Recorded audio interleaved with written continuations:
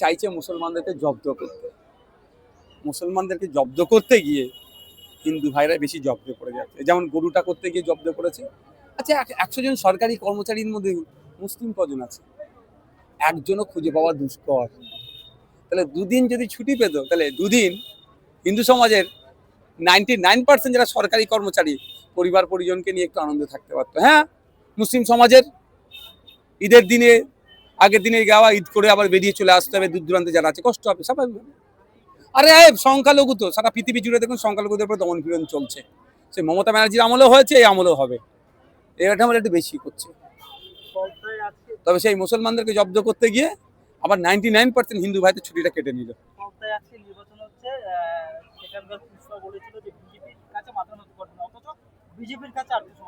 আমি তো অনেক আগে বলেছি 4-5-এ থাকবে, ওই জন্য তৃণমূল হয়তো বুঝিয়ে পড়িয়ে ওকে সরিয়ে দিয়েছে।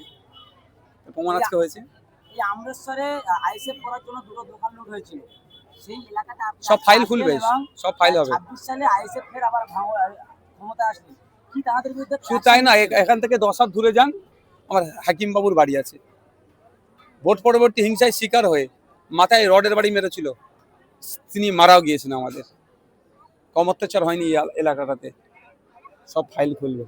এখনো সেই নেতারা এলাকাতে ঘুরে বেড়াচ্ছে, আইএসএফ এর কোনো স্টেপ নিচ্ছে না।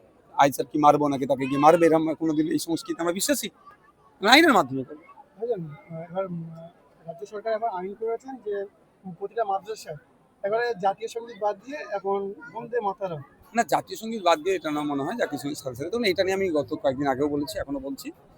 সুপ্রিম কোর্টে যেই বন্দে মাতরম গায়া নিয়ে অলরেডি মামলা হয়েছিল, আলোচনা হয়েছিল।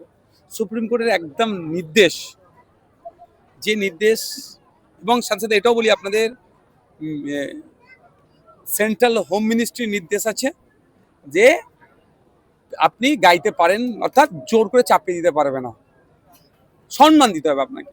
এবং এটাও বলি যে আপনার ঠিক মনে আসছে না, আমি এটাকে জাস্ট ছেড়ে রাখছি এখন, আপনি জোর করে চাপিয়ে দিতে পারবেন না, কারণ ইচ্ছায় গাইবে কিন্তু অপমান করতে পারবেন। ঠিক একইভাবে বন্দে মাতরম গাওয়াটাকে মুসলিমদের উপরে চাপিয়ে দেওয়ার চেষ্টা হচ্ছে। আর্টিকেল 25, আর্টিকেল 30 পরিপন্থী, সুপ্রিম কোর্টের অর্ডারের পরিপন্থী, এটা অসাংবিধানিক মনে করছি। এটা নিয়েও আগামী দিনে আমরা আইনি চ্যালেঞ্জ করব। অবশ্যই সহযোগিতা দেবো, তো আইনি লড়াই করবো, তার চাকরি ফিরে পাওয়ার লড়াই আমি থাকবো অবশ্যই। বাড়িতে যাওয়াটা বড় কথা নয়, তাকে আমরা সহযোগিতা করবো। Thank you.